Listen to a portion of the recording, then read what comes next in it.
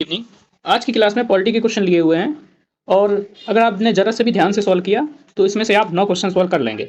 चलिए शुरुआत करते हैं। आज की क्लास का पहला क्वेश्चन है, भारत के संविधान के अमुख लक्ष्य उसके सभी नागरिकों के लिए सुनिश्चित करना है।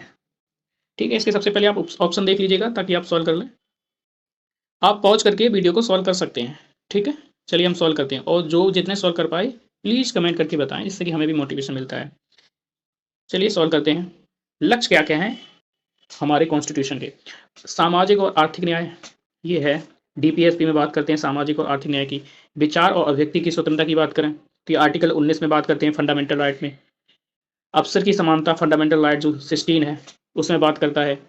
व्यक्ति की प्रतिष्ठा ये प्रियम्बल में भी बात करते हैं। इसका मतलब ये चारों ही सही है, ऑल ऑफ एबव, सभी चारों सही है। नेक्स्ट क्वेश्चन देखते हैं।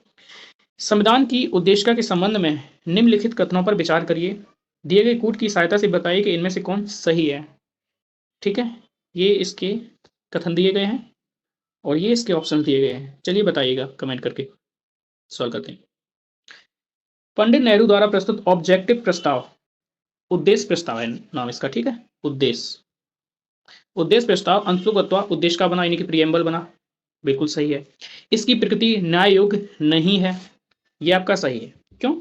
क्योंकि आप इस आधार पर हाई कोर्ट या सुप्रीम कोर्ट में नहीं जा सकते आर्टिकल 32 आर्टिकल 226 के तहत कि आपके किसी उस बात का उल्लंघन हुआ है या उस बात को राज्य लागू नहीं कर रहा है जो प्रियम्बल में मेंशन किया हुआ है। ठीक है, ये बात फंडामेंटल राइट के लिए लागू होती है आर्टिकल 12 से लेकर 35 तक। इसका संशोधन नहीं किया जा सकता, ये गलत है आपका, संशोधन किया जा सकता है। ठीक है, तो आपका ऑप्शन 3 गलत है, तो 3 ये एलिमिनेट हो जाएगा, ये एलिमिनेट हो जाएगा। अब इन दोनों में देख लेते हैं। संविधान की विशिष्ट प्रावधानों के ओवरराइड यानी रद्द नहीं कर सकता, बिल्कुल सही है, तो ऑप्शन बी सही है। ठीक है, इसका प्रयोग तब किया जाता है कि जब संविधान के कुछ प्रावधानों में कंफ्यूजन हो रही है तो उनकी व्याख्या करने के लिए इसका प्रयोग किया जाएगा, ये सुप्रीम कोर्ट ने भी कहा था। ठीक है, नेक्स्ट क्वेश्चन देखते हैं। संविधान के भारतीय संविधान की प्रस्तावना में जिन आदर्शों और उद्देश्यों की रूपरेखा दी गई है उनकी व्याख्या की गई है। मूल अधिकारों के अध्याय में, डीपीएसपी में। ठीक है, मूल अधिकार, डीपीएसपी और फंडामेंटल ड्यूटीज में, या संविधान के पार्ट में कहीं नहीं। ठीक है, तो इसका आपका ऑप्शन हो जाएगा, इसका ऑप्शन हो जाएगा आपका सी। जो भी बात कही गई है मूल अधिकारों में उसका उल्लेख किया गया है, डीपीएसपी में उल्लेख किया गया है, मौलिक कर्तव्य में उल्लेख किया गया है, आपका सी ऑप्शन हो जाएगा। नेक्स्ट क्वेश्चन देखते हैं। नेक्स्ट क्वेश्चन आज की क्लास का है आपका ये, भारतीय गणतंत्र की 26 जनवरी 1950 को सही संवैधानिक वस्तु स्थिति क्या थी जब संविधान लागू किया गया था? लोकतंत्रात्मक गणतंत्र था, संपूर्ण प्रभुत्व संपन्न धर्मनिरपेक्ष लोकतंत्रात्मक गणराज्य था, संपूर्ण प्रभुत्व संपन्न लोकतंत्रात्मक गणराज्य था, संपूर्ण प्रभुत्व संपन्न समाजवादी धर्मनिरपेक्ष लोकतंत्रात्मक गणराज्य था। इसमें आपका आंसर सी हो जाएगा। ठीक है, जब हमारा संविधान लागू हुआ था 26 जनवरी 1950 को, उस समय हमारा जो स्टेटस था संपूर्ण प्रभुत्व संपन्न लोकतांत्रिक गणराज्य था, यानी कि सोबरन, ठीक है, डेमोक्रेटिक और रिपब्लिक। ठीक है, बात करें 42वां संशोधन हुआ 1976 में। 1976 में जब 42वां संशोधन हुआ उसके बाद में हमारा स्टेटस ये हो गया था संपूर्ण प्रभुत्व संपन्न, फिर समाजवादी धर्मनिरपेक्ष लोकतंत्रात्मक गणराज्य, मतलब sovereign, socialist, secular, democratic, republic. Okay, चलिए नेक्स्ट क्वेश्चन देखते हैं। धर्मनिरपेक्ष का सही भाव व्यक्त करता है, कौन करता है? भारत में अनेक धर्म हैं, भारतीयों को धार्मिक स्वतंत्रता प्राप्त है, धर्म अनुपालन व्यक्ति की इच्छा पर निर्भर है, भारत में राज का कोई धर्म नहीं है। ऐसा लग रहा है कि आपको सारे ऑप्शन ठीक लग रहे होंगे, लेकिन ऐसा नहीं है। ठीक है, आपको वो चयन करना जो सबसे ज्यादा ठीक है, तो आपका ऑप्शन डी हो जाएगा। भारत में राज्य का कोई धर्म नहीं है। ठीक है, राज्य किसी व्यक्ति के साथ कोई भेदभाव इस आधार पर नहीं कर सकता है कि उसका एक विशेष धर्म है। ठीक है, ये बात आर्टिकल 25, 26, 27, 28 में कही गई है। नेक्स्ट क्वेश्चन है, भारतीय संविधान की प्रस्तावना में निम्नलिखित में से किस स्वतंत्रता का वर्णन नहीं है? ध्यान रखना, नहीं है।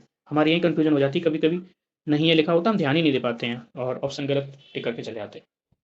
विचार की स्वतंत्रता का उल्लेख किया गया है, विचार प्रकट करने की स्वतंत्रता का उल्लेख किया गया है, विश्वास की स्वतंत्रता किया गया है, आर्थिक स्वतंत्रता नहीं है। प्रस्तावना की बात हो रही है प्रियम्बल की। प्रियम्बल में क्या कहा गया है? प्रियम्बल में कहा गया है विचार, अभिव्यक्ति, विश्वास, धर्म और उपासना की स्वतंत्रता की बात की गई है। आर्थिक स्वतंत्रता जैसी शब्दावली का प्रयोग नहीं किया गया है। डी ऑप्शन है इसका। नेक्स्ट क्वेश्चन देखते हैं। भारतीय संविधान की प्रस्तावना में इसके सभी नागरिकों को कौन सा न्याय प्रदान करने की व्यवस्था की गई है? सामाजिक, धार्मिक, राजनीतिक, सामाजिक, आर्थिक, सांस्कृतिक, सामाजिक, राजनीतिक, सांस्कृतिक, सामाजिक, आर्थिक और राजनीतिक। तो इसका सही ऑप्शन हो जाएगा आपका डी, सामाजिक, आर्थिक, राजनीतिक। याद कैसे रखेंगे? आप पढ़ते हैं सोशियो सोशियो ठीक है, सोशियो इकोनॉमिक ऐसे पढ़ते हैं ना, सोशियो इको। तो सोशियो इकोनॉमिक ये हो गया, बचा क्या? पॉलिटिकल बचा, लगा लीजिए। तो SEP। नेक्स्ट क्वेश्चन देखते हैं आज की क्लास का। भारतीय संविधान में 5वीं अनुसूची और 6ठी अनुसूची के उपबंध किसके लिए हैं? उसका ऑप्शन यही हो जाएगा, क्योंकि सभी को पता ही होगा इसका आंसर। जनजातीय हितों को संरक्षण करने के लिए है। नेक्स्ट क्वेश्चन है आज की क्लास का। सरकार द्वारा शुल्क एवं कर लगाने का अधिकार संविधान की किस अनुसूची में दिया गया है? 6ठी, 7वीं, 9वीं, 11वीं। देखिए 6ठी अनुसूची में जो अनुसूचित क्षेत्र हैं उनके हितों की बात की गई है, तो ये तो नहीं होगा। 9वीं अनुसूची में भूमि सुधार कानूनों की बात की गई, ये भी नहीं होगा। 11वीं अनुसूची में पंचायतों की बात की गई है, ये भी नहीं होगा। 7वीं अनुसूची में शक्ति पृथक्करण की बात की गई या विषयों का बंटवारा। इसके अंतर्गत 3 सूचियां हैं, केंद्र सूची, समवर्ती सूची और राज्य सूची। ठीक है, तो इसमें ही कर लगाने और शुल्क लगाने का अधिकार दिया गया है 7वीं अनुसूची। तो ऑप्शन आपका हो जाएगा बी। ठीक है, नेक्स्ट क्वेश्चन देखते हैं आज की क्लास का। हठ योग के संदर्भ में, ये एक हिस्ट्री का क्वेश्चन ले लिया है। हठ योग के संदर्भ में निम्नलिखित कथनों में विचार कीजिए, कौन सी सही है? ठीक है, चलिए देखते हैं। पहला, हठ योग नाथ पंथियों द्वारा अपनाया जाता था। हठ योग क्रिया को सूफी संतों ने भी अपनाया था। दोनों ही सही है आपके, तो इसका ऑप्शन हो जाएगा सी। हठ योग की भारत में शुरुआत मच्छेंद्र नाथ ने की थी और उनके शिष्य गोरखनाथ ने इसको आगे बढ़ाया था। उसके बाद में जो सूफी संत आए उन्होंने भी इसको अपना लिया। आशा करते हैं कि आपको क्लास पसंद आई होगी, और पसंद आई तो थोड़ा शेयर कर लिया करिए, लाइक कर दिया करिए। ठीक है, चलिए मिलते हैं नेक्स्ट के साथ क्लास में। नमस्कार, ऑल द बेस्ट।